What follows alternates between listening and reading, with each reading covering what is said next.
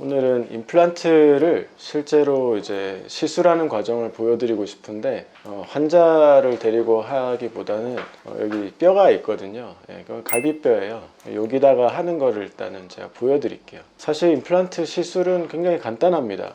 몇 가지 과정이 없고 누구나 할 수 있어요. 일단은 제가 보여드릴게요. 정해진 위치에다가 이런 드릴을 가지고 길이에 맞춰서 뚫으면 됩니다. 그 다음 과정에 맞춰서 뚫고 어느 정도 다 되었으면 여기에 이제 직경에 맞는 임플란트를 심으면 되는 거죠. 실제 환자에게 쓰는 그런 임플란트예요.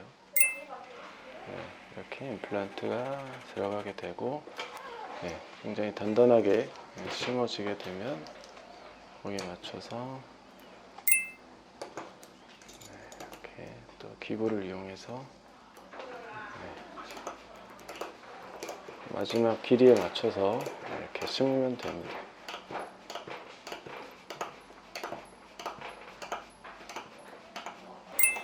지금 거의 다 심어진 것 같아요. 이렇게 심고 여기에 이제 굳을 때까지 뚜껑을 뭐 이렇게 작은 거라든지 큰 거라든지 이렇게 끼우고 잇몸이 덮이면 이제 마무리가 된 거예요. 이게 임플란트의 끝이에요. 임플란트 자체는 굉장히 간단합니다. 안녕하십니까, 도봉예측과 이정훈 원장입니다. 오늘은 또 임플란트 시술 과정, 또 시술 과정 속에서 일어나는 어떤 일들, 요새 많이 하는 수면 임플란트, 이런 거에 대해서 좀 설명을 드릴게요. 얼마 전 기사에서 봤는데 수면 치료를 하고 난 다음에 환자가 계속 목이 불편해서 나중에 봤더니 임플란트 시술 과정에서 쓰였던 게 목에 걸려 있어서 나중에 확인했던 그런 일이 있었다는 걸 기사를 통해서 들었습니다. 사실 치과 시술 과정에는 굉장히 조그만 기구들이랑 그런 재료들이 많이 쓰이죠. 그래서 환자의 입안에 떨어지게 되면 그것들이 빨리 빼내지 못하고 또 심각한 경우에는 이제 폐로 넘어가게 되면 문제가 커질 수 있는 그런 게 있어요.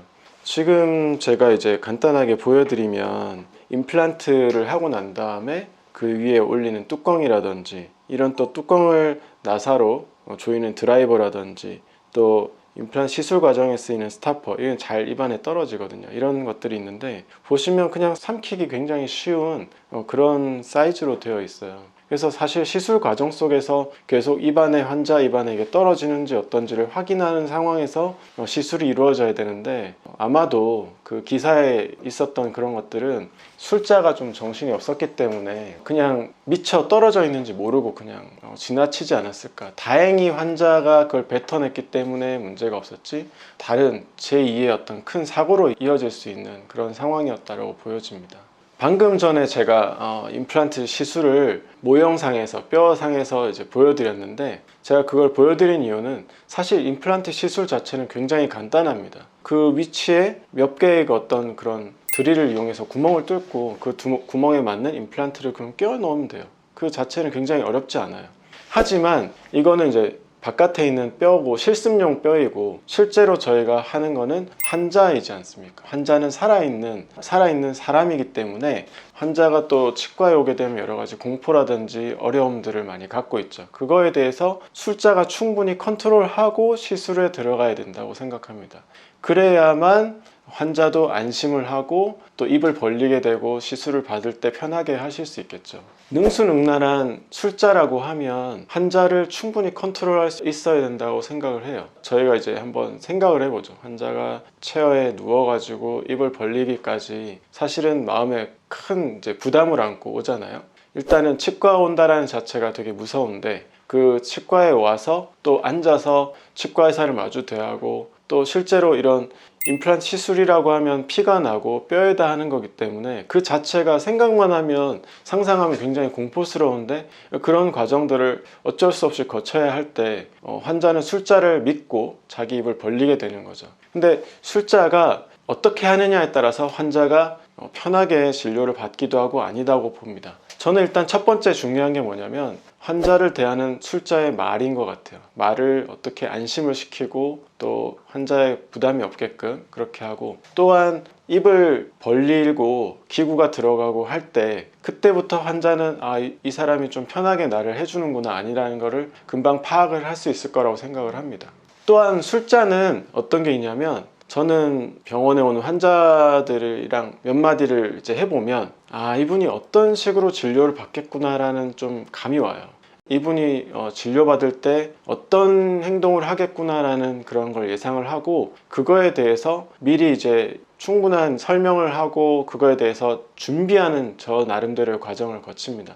일단 첫 번째, 환자가 힘들어하는 게 뭐냐면 입을 크게 벌리지 못하는 게 있어요. 입을 크게 벌리지 못할 때 어떻게 하면 환자를 편하게 입을 벌리게 하는가, 이것도 하나의 노하우이고, 또 물이 많이 들어가잖아요. 입안에 물이 들어갔을 때 환자는 굉장히 힘들어 하거든요. 그때 어떻게 하면 환자를 편하게 해줄 수 있는가, 또 입안에 기구가 들어갈 때 구역질 나는 거, 이거를 어떻게 하면 막을 수 있는가, 이런 것들에 대해서 사전에 노하우가 있는 그런 상태에서 시술에 들어가야 환자가 편하게 진료를 받을 수 있을 거라고 생각을 합니다. 그러면 수면 진료는 뭐냐? 수면은 환자를 재우는 거죠, 말 그대로. 근데 저희가 이제 전문적인 용어로 이야기하면 의식하 진정이라고 그래요. 진정시키는 진정요법인데 완전히 자는 게 아니라 의식이 있는 상태에서 약간 진정이 되는 거죠. 그래서 저희가 진정제를 투여했을 때 환자가 완전히 골아 떨어지는 게 아니라 사실은 이렇게 흔들어서 깨우면 깨어나서 일어날 수 있는 그 정도에서 시술을 하는 거예요. 근데 생각을 해보시면, 여러분들이 잘 때 만약에 누가 입안에서 무언가를 계속 한다고 하면 깨지 않겠어요? 금방 깰 수밖에 없어요. 더군다나 임플란트 시술을 할 때는 뼈라든지 이런 거에 하기 때문에 물을 항상 주수를 해야 됩니다. 물이 입안에 들어가야 되는데 내가 자고 있는데 누가 내 입에 물을 붓는다고 하면 금방 깨지 않을까요? 바로 구토 반사가 일어나겠죠. 그렇기 때문에 수면 임플란트를 할 때는 물의 사용량을 최소화해야 됩니다. 이게 굉장히 어려운 거예요. 뼈 임플란트는 뼈에다 하기 때문에 뼈가 단단하기 때문에 물을 뿌리지 않으면 뼈에서 발열 반응이 일어나서 바로 뼈가 녹아버려요. 그래서 물이 항상 필요한데 그걸 하지 않은 상태에서 임플란트를 한다? 굉장히 고도의 노하우가 필요한 겁니다. 수면 진료는 술자도 편하고 환자도 편하려고 하는 거지만 수면 시간을 오래 가져갈 수가 없어요. 최대 1시간 정도밖에는 안 됩니다. 그 이상 넘어가는 건 좀 자제해야 돼요. 그렇기 때문에 1시간 안에 10개 이상, 20개 이렇게 많은 임플란트를 할 때는 굉장히 어떻게 보면 빠른 시간 내에 그것들을 해내야 돼요.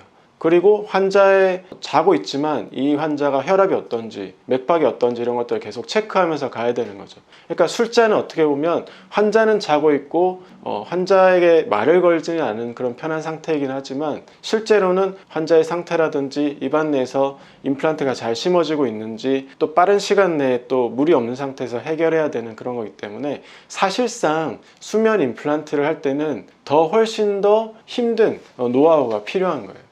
아까 제가 처음에 말씀드렸던 그 기사 내용을 언급해 드렸는데, 아마도 수면 진료를 할 때 아까 제가 말씀드렸던 여러 가지 고려할 것들이 많기 때문에 그런 것들을 신경 쓰다 보면 환자의 입안에 무언가가 떨어졌다 하더라도 그거를 의식하지 못하고 넘어갔을 가능성이 많아요. 그래서 아까 제가 말씀드린 대로 수면 임플란트는 정말 고도의 어떤 기술을 요하는, 오히려 더 일반적으로 하는 것보다 더 신경 써야 될 게 많은 그런 고난이도의 시술이라고 생각이 됩니다. 물론 환자도 편하고 술자도 편하려고 하는 거지만 그만큼 경험이 많은 상태에서 시술이 진행되어야 된다고 생각을 합니다. 여러분들은 이제 수면 임플란트를 선택을 할 때 그 치과의 원장님이 경험이 많은지 또 기술적으로 많이 능숙한지를 많이 고려해보고 그 치과를 선택하기를 바랍니다. 이상 도봉여 치과 원장 이정훈이었습니다. 감사합니다.